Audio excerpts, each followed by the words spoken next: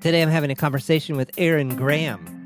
Aaron and I met virtually, and I think once in person, when we were both with Capital One doing money coaching. So Aaron's a coach, and he caught my attention the other day, or weeks ago, I don't remember when, but he did a video. He does these amazing videos on different concepts, and the one that he was doing was about meaning and how we create meaning, apply meaning, and this super caught my attention because I have been relieving myself of so much suffering by not applying meaning to things.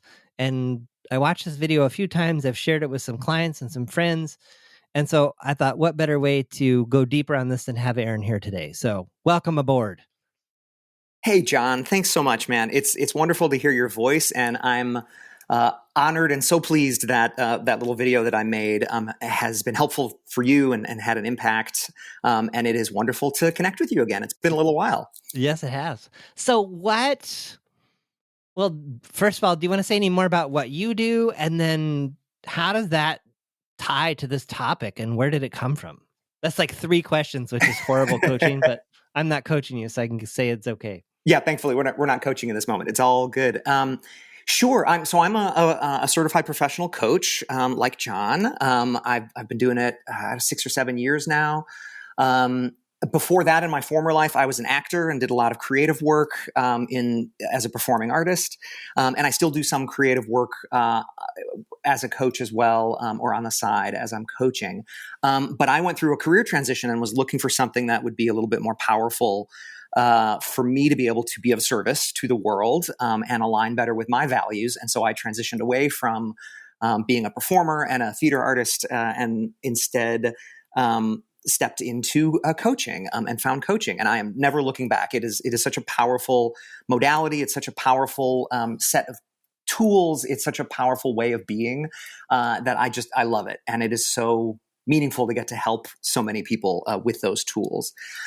So this whole subject of meaning and the subjectivity of meaning, I've always been fascinated by it, the sort of relativity of reality, how we, based on our experiences, based on the rules we've learned growing up, as we kind of came to consciousness as children and then young adults and then as adults, I've just always been fascinated by that experience. The psychology of it, the meaning behind it.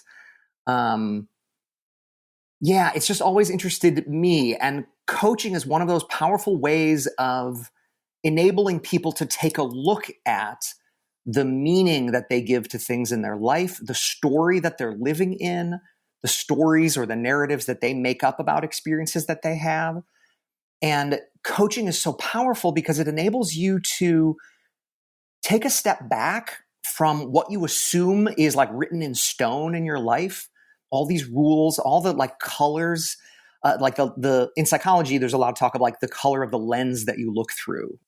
Talk therapy, psychotherapy works on unclouding your lenses or recoloring the sort of lenses of the glasses you may be seeing your world through. And I love that work. And I also love how coaching kind of empowers you in a very practical way to start raising your consciousness of those filters that you're seeing your life through, that you're experiencing your life through, and then saying, hey, wait a minute, I can change those. Those are changeable, malleable. They're based on the experiences I've had, the rules I've learned.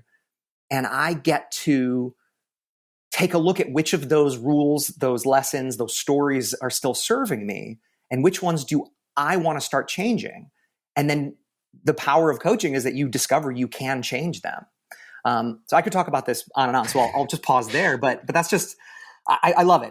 It lights me up, and I love supporting people in discovering what are some of these hard and fast rules you feel like you are living in or living by, and then discovering that you can change them. And it's such a rewarding and powerful process that people go through over and over again in their lives when they raise their consciousness of things.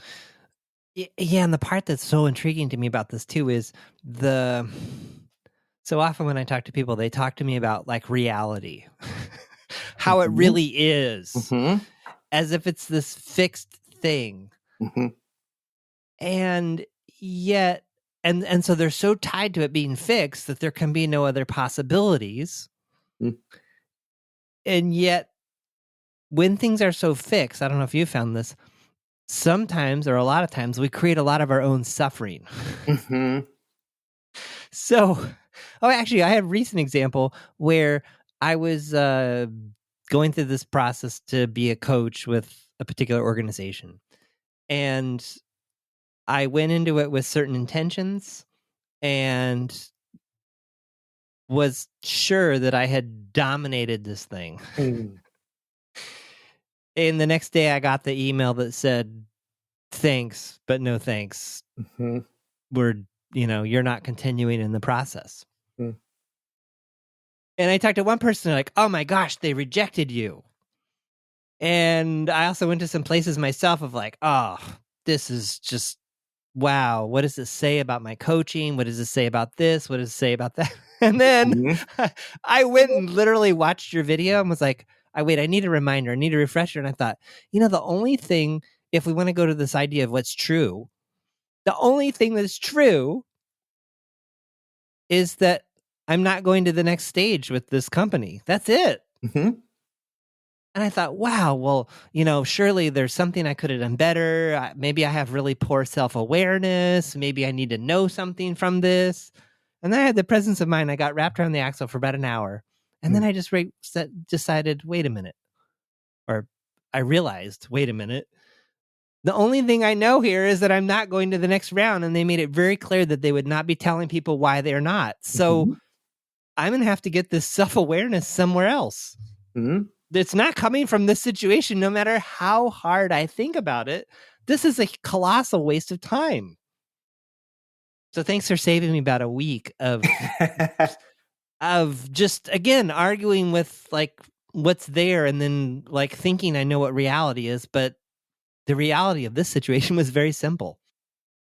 Well, first, I want to just support you in the response that your system had when you got that news. It is perfectly natural to experience that news that you're not moving forward in, whatever process it may be to collaborate with a company or get hired by an organization or whatever it may be. It's completely human and normal and natural for your system to interpret that data as a rejection. And then your system does what it does when it experiences a rejection, right? There may be a physiological response. There may be, an emotional response, a psychological response, like you then go into sort of intellectual questioning around it, right? We want answers. We want information. We want justification, which is also part of a natural response to rejection or experiencing rejection. And in the absence of data, like you don't know why, you don't know the backstory about why you weren't selected to move forward with that process. That is a beautiful opportunity for your inner critic to fill in the gaps. Our inner critic loves to fill in the gaps. It loves to kind of pencil in data where we don't have actual tangible, measurable data coming back to us in our life, such as why did this thing happen the way it happened? And so I call it's like your inner critic's playground, this gray area, this subjectivity of meaning. And that's what starts shaping our reality, right? If you interpret not getting a job or not getting an opportunity that you applied for as, oh, that validates this limiting belief that I have, that I'm not a good candidate or I'm not a good worker or I'm not talented or qualified or I don't deserve an opportunity like that. None of which may objectively be true, but you believe it to be true, or you've had inklings that in the back of your head, your inner critic wants you to believe that it's true. Well, now if you start moving ahead in your life in response to that version of reality, that is going to start reinforcing that bias. It's going to confirm that bias even more, right? You're going to stop applying for opportunities like that might subject you to further rejection. You're going to turn away from certain paths that might light you up and might serve the world, but because you are living in a reality where your inner critic has led you to believe you're not qualified for those kinds of opportunities, well, now you're depriving the world of your genius and your talent and your ability because you're steering yourself away from those opportunities based on the reality that your inner critic wants you to believe to be true about yourself. But what would you say to the person that was like, yeah, but John, I mean, clearly if you had done something differently, they would have wanted you. Clearly you did something wrong. I mean, you can't just decide that this must mean something. Yeah, It has to. well, when we are in, I don't even know what to call it, like kind of a survival mode, or and this is not a judgment, but just calling it like an egocentric mode, where like you are the center of your universe. And we are, and that's a whole, broader discussion about consciousness and everything. But it's very natural for you to be to look for reasons why you would be the cause of everything that's happening to you, right? So you could do everything quote unquote right, as whatever you have the power to do, right? To prepare for your interview, show up the way you want, be on time, be articulate, be professional and prepared and all that stuff. And you could still not get the job. It literally may have nothing to do with you. In my former life, I spent like 10 years working as an actor, and I got rejected so many times. And so did so many of my friends. Like, it's part of the business. But if you take every one of those rejections as like a reflection of your innate talent, your abilities, your skill, your hireability, you're going to be destroyed emotionally after like a week, because you're going to take every rejection personally. It's going to be a reflection on your validity as a human, as a performer. And so I coach creatives as well. So I've worked with some clients who we've worked to reframe the auditions that they go on or the opportunities that they go after, because 9 times out of 10, it actually doesn't have anything to do with you. And it's out of your control, right? So part of this discussion is really looking at what do we have control over and what do we want to let go of? And what we have control over is a tiny fraction of what we actually think we have control over, right? We love thinking we can control everything and change other people and the way outcomes happen and all that stuff. But we end up being really frustrated and disappointed because we actually don't have control over much.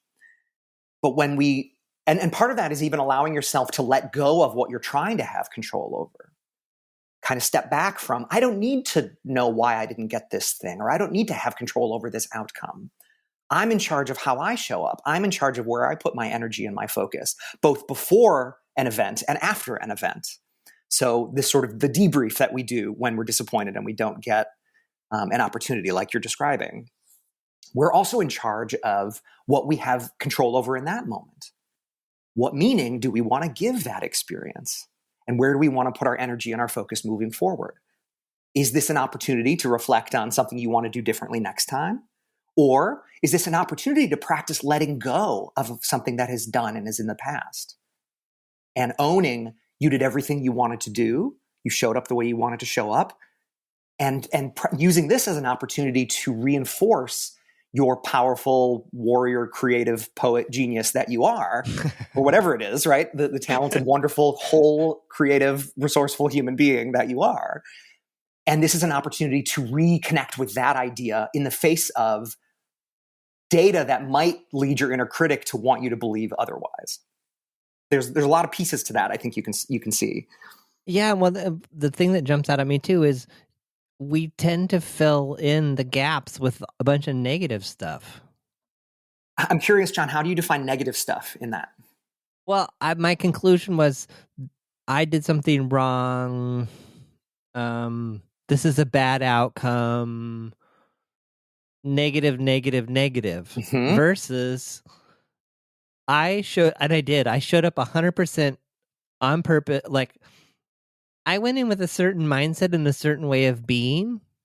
And I have, like, if I were to be totally honest, I got a couple of hunches on like 1 or 2 little things that I'm like, I wonder if that didn't fit with what they were looking for. Mm.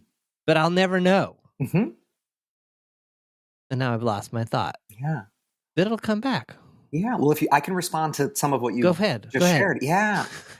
So when we are in a rejected state, right, and we're having that reaction, what's at the core of that is an emotional disappointment, right, which can feel threatening and unsafe. It may even trigger some of our kind of survival responses, right, that fight or flight. Regardless, there's a sort of intellectual response and an emotional response, right, head and heart.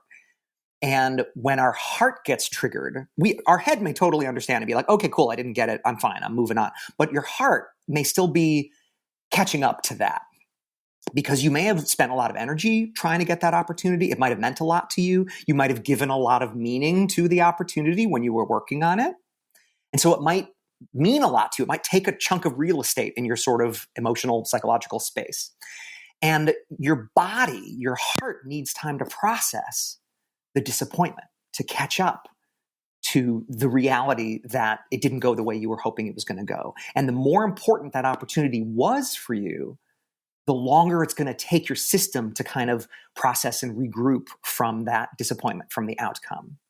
And so during that moment, it is very, very natural to be judgmental and to be hard on yourself, because in the absence of being able to blame someone else for the way things went, who are we naturally going to turn to, right? We're going to turn that inward. We're going to look into ourselves and say, I must have done something to screw it up. It's my fault. But then you're going to sort of try to figure out what you did and what you didn't do and what you could have, right? And you start you're trying to find a reason within yourself why it didn't go the way your heart may have wanted it to go. And so it's perfectly, perfectly natural as part of that disappointment processing process, that catching up that your emotion, your heart needs to do, to go quote unquote negative with it and to be judgmental of yourself and the whole thing around it. And this is where I love, sort of paired with meaning and there's all these coaching concepts that are sort of interwoven or interrelated, like a kind of like a spider web. And judgment is one of the things that is often woven throughout our experience, especially when we're under threat or we're disappointed. And so it's perfectly natural to go quote unquote negative and to judge yourself in that. I did something wrong. I screwed up. I'm not a good candidate. I'm not a good coach, right? And then you do what we call globalizing, right? So all of a sudden it permeates your whole view of your whole life and your whole self, right? Why should I even coach anymore? I shouldn't go, like it starts to become your identity, or it starts to impact how you view everything. And that's where we can use some good coaching moments and take a deep breath, bring some mindfulness to the table, and acknowledge and observe what you are experiencing. You know me, so I always come back to some of my two favorite questions, which is one, what am I experiencing right now, or what am I feeling? And two, what does that tell me that I need? What do I need in this moment? And bringing that mindfulness and those two questions to a moment when you're processing disappointment or rejection or an outcome that didn't go the way you were hoping it was going to go is a gift you can give yourself. And it can make the processing easier. Because rather than judging, I did something wrong, I screwed up, I hate this feeling, I've got to get out of it, I've got to find an answer, we can take a deep breath, take a step back, hold ourselves with a hug, right? And say, what am I experiencing now? Okay, my body is experiencing disappointment, rejection, pain, ickiness. I don't like this feeling, but here's what I'm feeling. I'm labeling it. And then what does that tell me that I need? Sometimes in a moment like that, what we really need is a hug. We need some space. We need to curl up on our couch and be sad, be really pissed off or disappointed, or whatever emotions need to come out from that experience.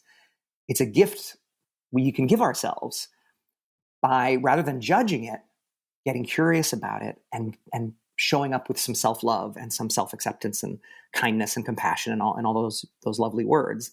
We can really practice that in relationship to ourselves and the experience that we're having. I love that you mentioned judgment, because this takes us kind of in a different direction, but that's been a huge part of my own self-work like last couple of years. And as I thought about that as I was watching your video too, when there's to create I guess the thought I was having that I wondered if you agreed with or disagreed with was when your judgment involves evaluation, good, bad, right, wrong. I like it, I don't like it. That's required for meaning. But if you don't have the judgment, then there can be no meaning. Then it doesn't really have the charge. You see my... Yes, I'm taking in what you said. I think I disagree with the premise of that.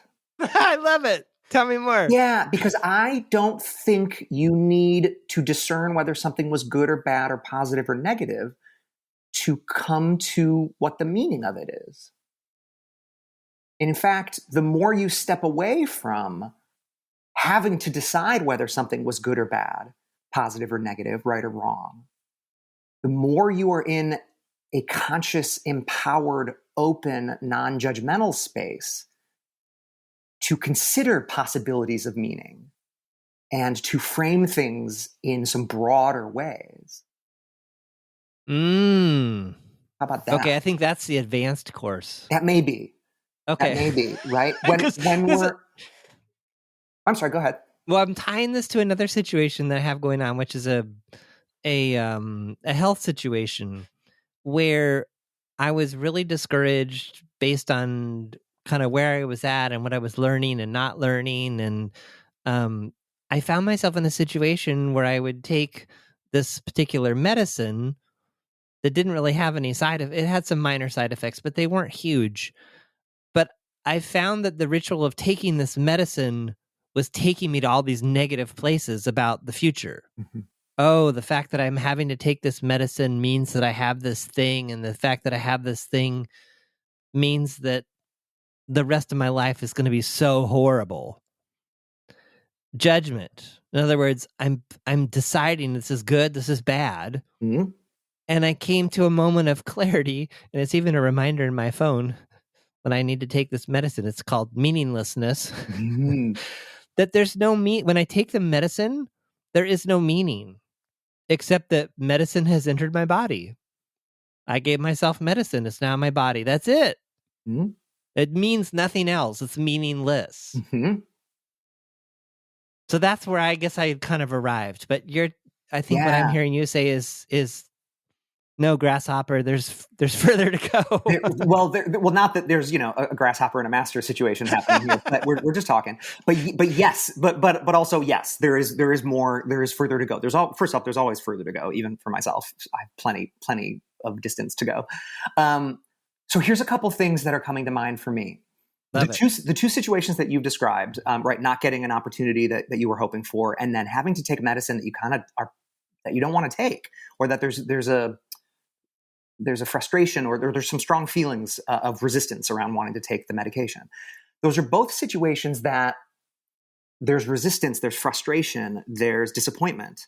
Those are going to keep us naturally, when we're in that experience, in a place of judgment, in a place of, you can call it negativity, whatever label you want to give to it, of not being our most conscious, empowered, kind of open self, right? It's getting you a little closer to survival mode.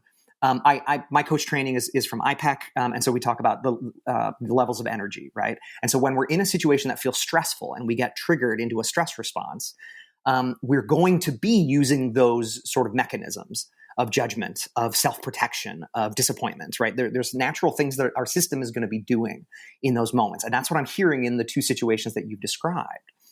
And so naturally, there's going to be judgment, and there's going to be kind of wanting to protect yourself, and disappointment, and feelings of sadness or anger or disappointment, all those kinds of feelings and energies you're going to be experiencing in those moments. And what I'm hearing from you as you've come to this really cool tool that you're practicing for yourself, of rather than giving this medication a meaning for yourself, that there's something wrong or that it's a burden on you, or whatever meaning you were previously giving it. The future will be horrible. Right. That I'll take this forever, yep. Or it means that I have a horrible situation or whatever. Yeah, of course. And so here's the first thing. It's completely natural to think those things and to go there when you're faced with a health issue. So health issues are extremely stressful. I can speak from personal experience and also just from being a human. We know this, right? When something is disappointing or scary or upsetting, and you get some health news, or you've got to do something like take a medication you don't want to take, it's very triggering. It's very upsetting, or can be. And so what I'm hearing is one tool you've given to sort of care for yourself is to remove the meaning, right? To go to the absence of meaning, as kind of a protective mechanism. So you're not like just living in this state of like already, like it's ruined your whole life already. Like there's no hope in the future, right? Just because of this medication. Well, it's creating a fake story about the future. Right, which doesn't exist. We know the future isn't real. Yes. So I love that as like a beautiful first step to take one step out of the the meaning you were giving it, right? Which may not be Okay. serving you. Okay. Then if you feel like you're able to access it, then another step or another person might look at this moment as you are empowered to take action, to care for your body. You are choosing to take this medication because you are caring for your body. You are responding to a situation and you are taking a constructive step to deal with it. Right? Ooh, so that's like a different story. Right, exactly. Exactly. Ooh. And I'm not saying that's the story you have to create about it, or that like that may be what, Sally Mae creates about, the story, or Jenny Jo or whoever, some other person, right? That's how they might come to it. You are noticing what you're experiencing, and you've chosen your response to that. The whole thing with meaning is your inner critic may want you to give whatever medication one meaning. And especially when you're stressed, your inner critic is going to maybe be a dominant force in that moment. When you get rejected from a job, that's your inner critic's moment to shine and like run amok and like a bull in a china shop, or like a kid when the parents are away, on vacation, like to just trash the house, to like go crazy. When we're able to sort of calm our nervous system and take a step back, practice some of that self-care, that mindfulness, take action to support the experience that we're having of being upset or disappointed, we may start being able to access alternate stories of the experience that we're having. So when you're saying with the medication, you're framing it in a negative story, right? You're giving it negative meaning. That can also be a red flag for you that you are having a stress response, or that you are having a disappointing moment. Your system is processing something, and one of the clues you have on your dashboard of the like human system that you're running, that's called John, right? There may be a red light blinking, and the red light blinking for you may show up as going to a negative meaning. So, this is so good. You know what I mean? Yes, but the advanced level course here is not getting hooked in that, but using it as awareness. That's what I hear you saying. Yeah. Well, so here's the thing. Let yourself get hooked. Notice that you're getting hooked. Oh, I don't like being hooked. Well, nobody does. It's so unproductive. Yeah, except it's maybe what your system needs to do. Right? Really? You're advocating being hooked? Yes, I'm advocating feeling and I want to swear here, but I know, we can steer away from swearing. Feel every crappy, icky, uncomfortable, challenging feeling that your system needs to feel. The whole point of this is not to be living on cloud nine and be like bouncing around in like positivity land, and that's the only good way of being. That's we get into the territory of like toxic positivity, and that is not a healthy human natural way of being. What we can do, though, is we can bring our tools and our mindfulness to whatever experience we are having, which is perfectly natural and normal and human. So when you're having that stress response to not getting the job you were hoping for, or having to take medication that you really don't want to be taking, is to hold yourself, and I'm making, you can't see it, but I'm making like you're scooping up water with your hands, and you don't have a cup and you're trying to like drink out of a stream, is holding yourself with this care, with this adult conscious care of the experience that your system is having, and say, it's okay to feel disappointed. It's okay to be upset that you've got to take this medication. It doesn't have to mean you're going to ruin the rest of your life and it's going to destroy, your life for the future. And that's what your scared, upset part of you may want you to think, the young part of you, right, that is just there to survive.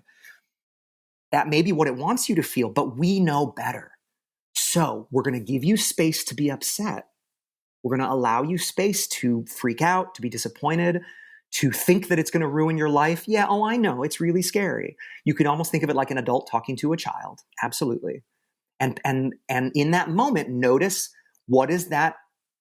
What are those signals telling you that your system needs? Do you need soothing? Do you need some support? Do you need a hug? Do you need a chance to let out your feelings of anger and go like scream in the woods, or go like, throw a pillow across the room, or, let that energy out? But if we try to fight it because we are mad that we're having that response, right? I'm not supposed to be quote unquote negative. I'm not supposed to be upset that I have to take this medication. Then you're judging the experience that you're having, and you're not letting your system experience what it needs to experience so it can move on. So the trick, and this is why I absolutely, yes, advocate for, rather than judging it, screw the judgment of it. There's nothing wrong with feeling disappointed or upset. No. So let's totally step agree. back from it and notice the experience that you are having and hold that with curiosity instead of judgment. Oh, I'm really upset about this. Or I'm noticing that I'm feeling like this is going to ruin my life. How true is that? What does that tell? What is my belief that the story that I'm trying to create around this, what does that tell me that I need right now or that I'm experiencing right now? Oh, this must mean I'm really upset about this thing. This meant a lot to me. Okay, how can I care for myself in this experience? Without judgment. Who cares? It doesn't matter that I'm having this experience. I noticed that I'm having it. Mm-hmm. And what does that tell me that I need in this moment? And it's sort of when we step back from the judgment of positive or negative, right or wrong, should or shouldn't, all that stuff that kind of gums up the works, we can more objectively take in the data that we're seeing, the data that our system is sending us and telling us, blinking red light, flashing dials, things moving up and down. Oh, okay. Now, without judgment, I can start noticing what I'm experiencing. And then that gives me information that I can then use to take action and care for myself moving forward. I've talked a lot, so I'll pause there. What do you think about that, John? I guess in my mind, I was starting to try to tie it back to some of the examples that you used in your video. And in some ways, I feel like this has gone in a different direction.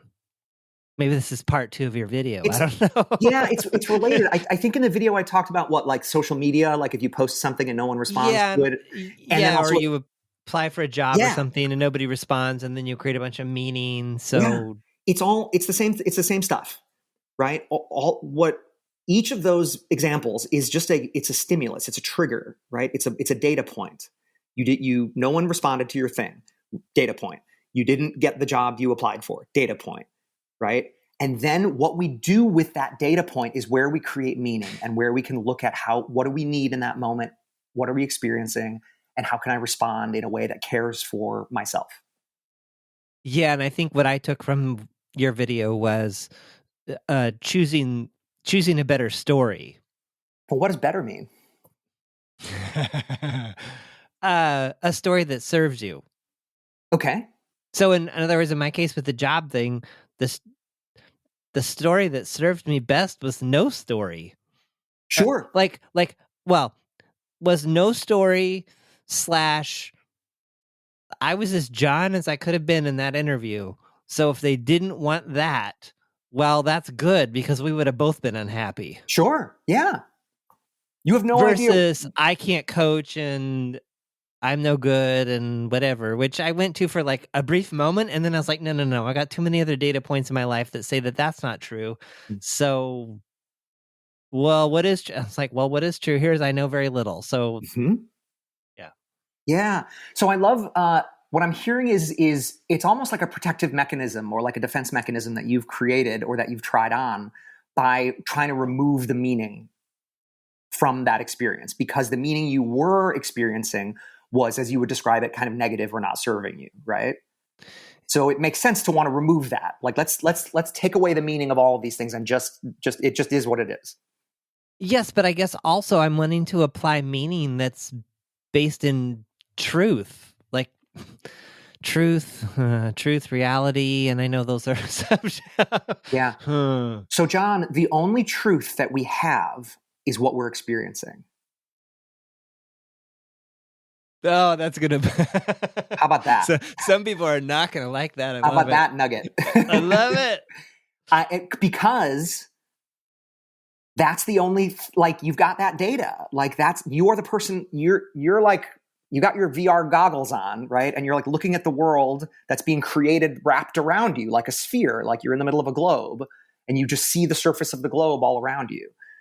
That's your truth, is what you're experiencing in the center of that globe. You don't know what is happening on the other side of the table, right? What other people are experiencing or what their truth is. And so the meanings, the rules, the story, like, what's true about the universe. Some of the examples I used in my video, like, does the universe have your back? Does the universe not care about you at all? Was it meant to be? Was it not meant to be? All these kind of, I don't even know what to call them, like sort of coachy sayings, or even like spiritual sayings, like religious sayings. And a lot of, for a lot of people, the meaning and truth and reality comes from, your religion, like what you were taught, in Sunday school or whatever. You're still the person who then kind of paper maches that up on the wall around you in your reality, right? Like you've got like a roller, like a paint roller, and you're like, yep, I like that saying. I'm going to slather that up on the wall, and I'm going to use that to frame what it's like to be me in my world, right? I choose to believe that what the religion that I grew up in, what they taught me is truth. Or I choose to believe, other things. Like we create our meaning from all of these different sources in our life, the experiences that we've had, the traumas that we've experienced, the people we admire, the moments of success, the moments of disappointment in our life, like, helps shape who we become as adults. And as part of that, it is shaping the world that adult lives in their experience. So rather than searching for some objective truth out there in the world so that you can start like measuring yourself against that as like, well, am I right or am I wrong? There is none. There's just the truth of what you're experiencing. And to wrap this right back to the examples that we've used, when you get triggered by a disappointment or a rejection or something that you experience as a rejection, that is your truth. That's the only thing that you know to be true in that moment. You are experiencing disappointment. Your system is responding the way it's responding. We're never going to know what went on the other side of the table, right? Why, Yep. Frank, whatever their name is, HR person, Sally, HR person, whatever, why they didn't choose you for that thing, or whatever else is happening around that. So that is trying to hunt for meaning to justify the thing that happened, rather than just dealing with the truth of your experience, which is wicked disappointment, or being really upset, or like just not wanting that data. You don't like that data point, so you're trying to fit it somewhere. What we can do is, rather than looking at that as a positive or negative experience, and here's where this takes practice, because when we get triggered, we go into like a survival mode, right? We go into that fight or flight instinct. There's a physiological response. There's all these mechanisms that start firing in our system, in our human code. It makes it hard to access that sort of like tranquil Zen master, objectivity, and sort of like nothing is real and everything is an illusion, which is also true. But it's hard to access that when you're like in it, right? When you're in the weeds and you're like swimming through disappointment or fear or, trauma, certainly, like, we're getting into, more extreme things. And so what we can do is start practicing caring for ourselves in those moments, using some powerful tools. Mindfulness, and all the tools around mindfulness, journaling, meditating, yoga. Yeah. What are some simple ways that people listening to this are like, okay, you guys are like coaches, like, I'm great, you got all those tools, but like, what about someone like me that's not done coaching or whatever? Like, what are some simple ways I can start? Yes. So under the bucket of like raising your awareness of what you're experiencing, right? This is all I feel like one of the ultimate goals of my work as a coach is to try to help people raise their consciousness of what they're experiencing and the rules that they're living by, so that they can feel more empowered and be more in charge of creating a life with them at the center of it, right? Where they aren't at the effect of their life, they're at the cause of it, to use a phrase that I've picked up from my coaching school. And so there's lots of ways of doing that. And one of the ways of doing that is this category or this tool of mindfulness, is just starting to pay attention to what are you experiencing, noticing when you get triggered into a stress response, noticing what are your stories that you are living in, what do you believe to be true about certain people in your life, or who you are in your world, or the way your world has to operate. And the more we can start raising our awareness and becoming more conscious around those truths, quote unquote, that we're living by, the more we can start taking a look at which of those truths or those rules or those stories or those beliefs or those meanings, whatever word you want to use for that whole bucket of stuff, then you can start discerning. And notice I'm not saying judging, I'm saying discerning which of those things are serving you and which of those aren't serving you. And I'm not saying which of those are good or which are bad or which are positive and which are negative. I'm throwing those judgments out, because all I look at as a coach is that rule that you're living by serving you or not serving you? And when you can start noticing that, then you get to decide, oh, okay, if it's not serving me, how do I want to start adjusting that? Or maybe I can start exploring where that rule came from that I'm living by. Where did I learn that was true? Who taught me that? What experience created that truth for me? And how can I start practicing a new truth that might serve me better, a new belief that might serve me better moving forward? So to actually answer your question, some of the sort of practical, tangible tools that one can use to do that is journaling, certainly, writing down what you're experiencing, starting to become more aware of what your system is experiencing top to bottom, conscious, emotionally, physically, all that stuff, spiritually. Notice what you're experiencing. There are certainly exercises you can do, again, journaling or even talking it out with folks. What are the rules you feel you're living by? When do you tend to get stressed, triggered? Notice those kinds of experiences that you have. Anything along the lines of meditating, yoga, connecting with your body, being more sort of holistically aware of what your mind, heart, soul is experiencing, all that stuff.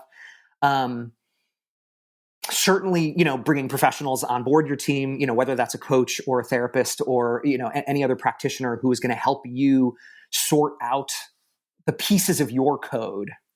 I like to talk in terms of computer code, because we're these human beings running this biomechanical machine called us, right? Aaron and John and whoever is listening, you have this human machine that you're running, and there's all these different departments and components to it. So start raising your awareness of the code that you're running in your system is a really powerful gift you can give yourself. And the reason why I always call out judgment when I hear it is because judgment starts getting in our way of being able to objectively look at our code. Because if we start judging certain chunks of our code, maybe certain stress responses we have, certain things that we believe to be true, certain things we don't like about ourselves, then it becomes, we want to avoid it, right? It's either we don't like it, we fear it, whatever it may be. And so we don't want to look at it. Well, that gets in our way ultimately of being fully empowered to remove chunks of code that maybe have some bugs in them, or maybe are outdated. They were part of our operating system when we were 14, and now we don't need that chunk of code anymore. We've got new ones that might serve us better. So we can start kind of removing it. But if you're judging it as oh, I'm a bad person, I got angry at this thing, or it's my fault that I felt this way, let's step back from the judgment of that. Yes. Let's show up with some understanding and some love and say, oh, why do I respond so strongly when XYZ happens to me, or when my spouse or partner says this to me? I always get a knee-jerk reaction with that. I feel badly that I do that. I'm not a good partner or whatever. Well, that isn't necessarily serving us to feel that way about ourselves. Of course, it's natural because, we all have parts of ourselves that we're less endeared to than others or whatever. But if you can take a step back from that judgment and say, oh, okay, I notice I'm in a pattern of doing this. Where did I learn that was my response to that stimulus?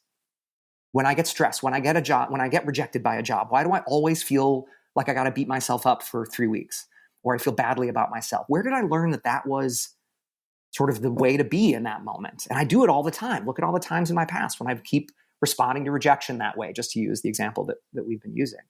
So what if when you are in that space, one, you care for yourself in that moment and just notice what you need in that moment. Maybe you just need a week to be really disappointed and upset, and what tools can you use to care for yourself?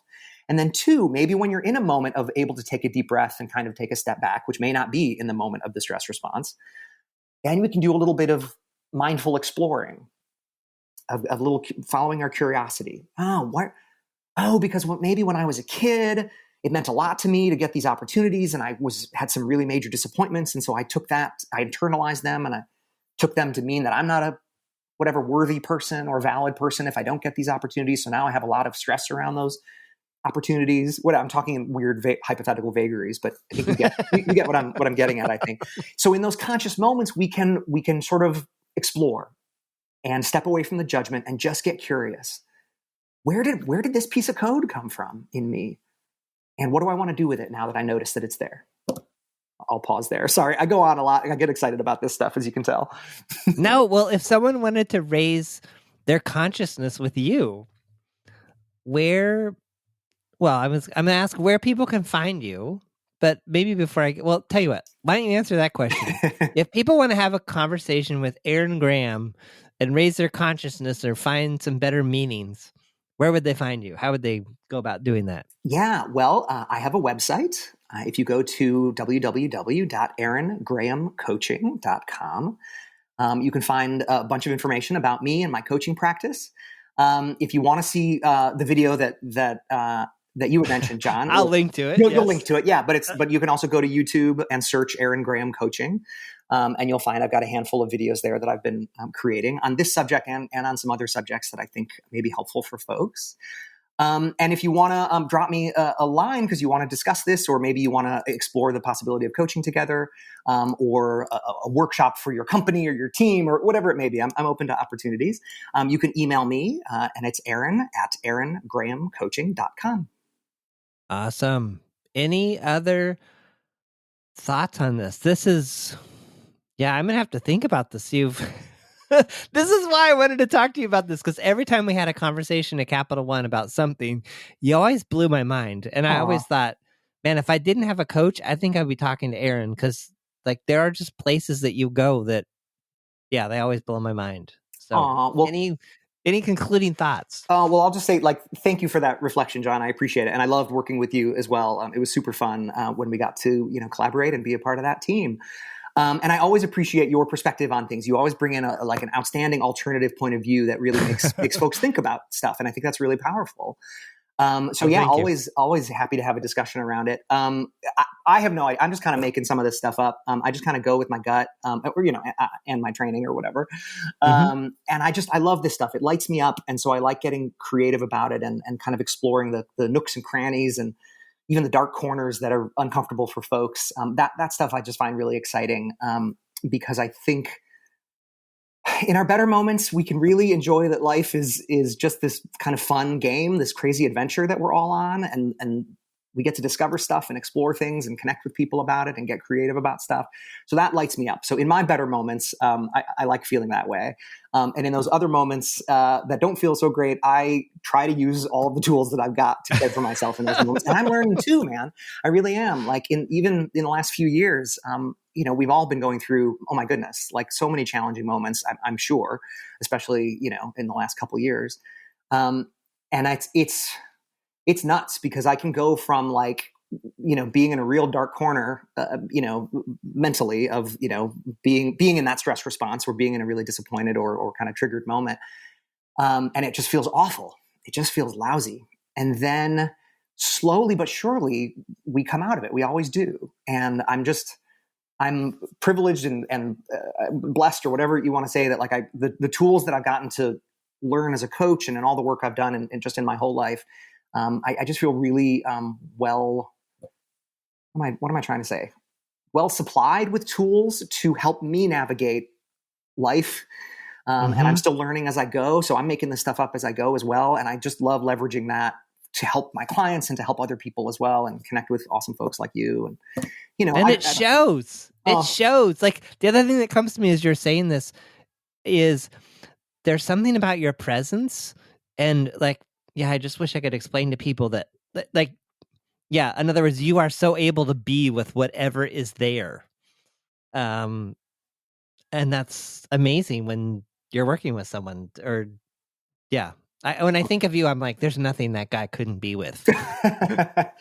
Whether that's true or not. But I appreciate that, John. No, that's a very, again, that's very kind. I'm just can we do this every week? Because I'll just have you just say very kind, things reflected back to me. That helps my ego out a lot. Let's do this again so that I can, get my ego boost for the week. No, that's very kind of you. Do another video and maybe I'll have some more ideas or questions or.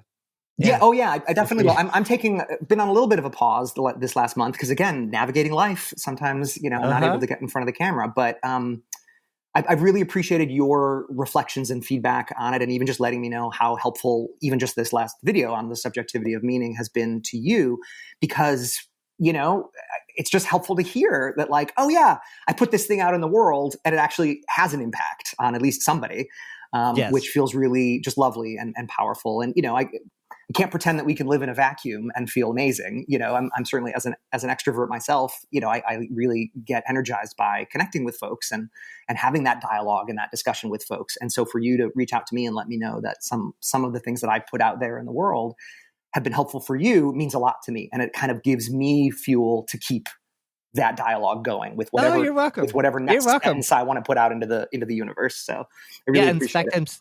I'm still laughing. I can't remember what it was, and then we'll wrap up. I mentioned the book Radical Acceptance or something, and I wasn't sure if you were serious or not, but you're like, oh, dude, I couldn't even finish that book. The Tara Brach book, yeah? Yes. Yeah. Oh, I was 100% serious. I even told my sister about it. We were talking this past week about some psychological things in our family, and I mentioned she mentioned Radical Acceptance. I said, oh, have you read the Tara Brach book? And she said, no, I haven't even heard of it. And so I shared the same story. I read like the first maybe chapter or two, and I like almost threw it across the room. Like I couldn't finish it because she's so brilliant at zeroing in on our like inner experience as a vulnerable human, and how hard we are on ourselves and how judgmental we are on ourselves. Speaking of the conversation that we were just having, that it was like, it like spoke to my soul. And I was like, oh my God, I got to put this down. Like it's too, you know, she's just one of those authors, you know, and practitioners that just some words that come out of their mouth are just straight up genius. And you're like, oh my God, it's going to take me a week just to process that one sentence. So I do want to come back to it because I know there's a lot, I'm sure there's great things in the rest of the book. Yeah. Well, and it really helped me with this health situation to really, because I had been taking the approach of, I just won't think about it. I'll try to put it out of my mind until I have to go to the doctor. And then I go to the doctor and it was like, no, this is real. What are you going to do about this? And I was like, oh my God. And they would send me to all these places. And it was just like, oh, well, I'm making it sound so simple, but the concept is simple. The practices can be more challenging, but it was just simply accepting that this is what is. Now, what do I want to do about it or not? And we can versus, Yeah. And John, and with that, we can be so loving to ourselves during that process of coming to acceptance. It's part of the grief cycle. Like it really is when we are confronted with something that isn't what we want. And in your case, certainly a health thing or something about our, you know, going from being an able-bodied to less able-bodied, or healthy to maybe having a health issue that we really have to pay attention to because it's you know, going to come back and bite us in the future or something like that. There's a real grieving process that we have to go through with that. And you're not going to come to acceptance right away with it, especially if it's important to you. Like you want to be healthy, you don't want to have to take a medication. And so bringing mindfulness to that experience is a caring way of noticing what part of that cycle your system may be in, right? Denial, anger, acceptance, like all of that stuff. And it's a gift to give yourself space without judgment to go through that process no matter how long it takes you, because you can't force it. You can't speed it up. You can't hide from it or run from it. Your system at some point is going to have to go through that process. And so all the judgment and all the like, I don't like this story, I've got to step into a different story, is just kind of gunk that gets in the way of an easeful moving through what is already a difficult experience. So beautiful. Yes. And then as I was able to accept, okay, this is what is, then it opened the doors to all kinds of other stuff. I was like, well, what else is that I can look at that I've never looked at, or that I thought I'd looked at that I haven't really looked at as much as I needed to? And yes, it's amazing. Amazing. Yeah, I'm hearing the journey that you're on, and we're all on a journey, man. And and I support you and applaud you for it, especially being able to take something you've discovered from one area of your life or one experience, like this medication thing, and to be able to then say, oh, okay, well, what if I didn't have to live in this icky negative story that I've been holding on to because that's what my inner critic wants me to hold on to when I'm stressed or disappointed or going through a grieving process. What if instead I could step back and say, oh, it just is. This is just the fact. I want to have a healthy body.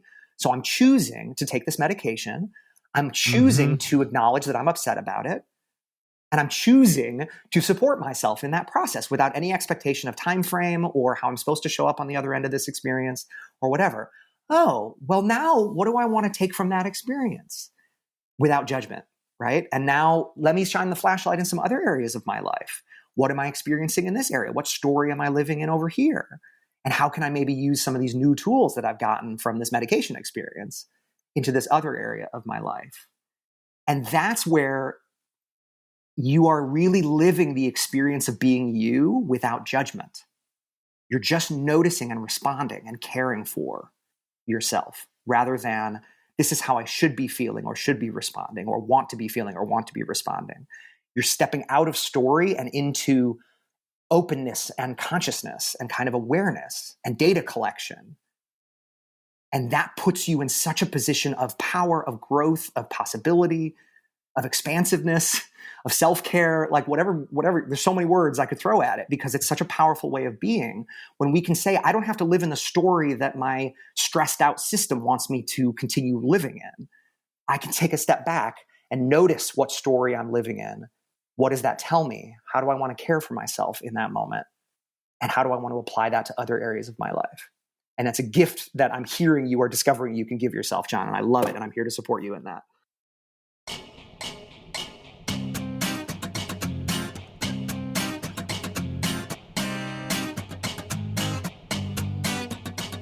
Thanks for listening to The John Poelstra Show.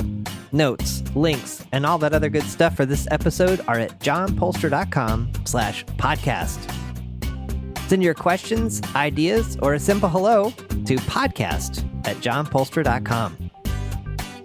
Want to stay up to date on new episodes and receive notifications of upcoming events? Register your email address at johnpoelstra.com/updates.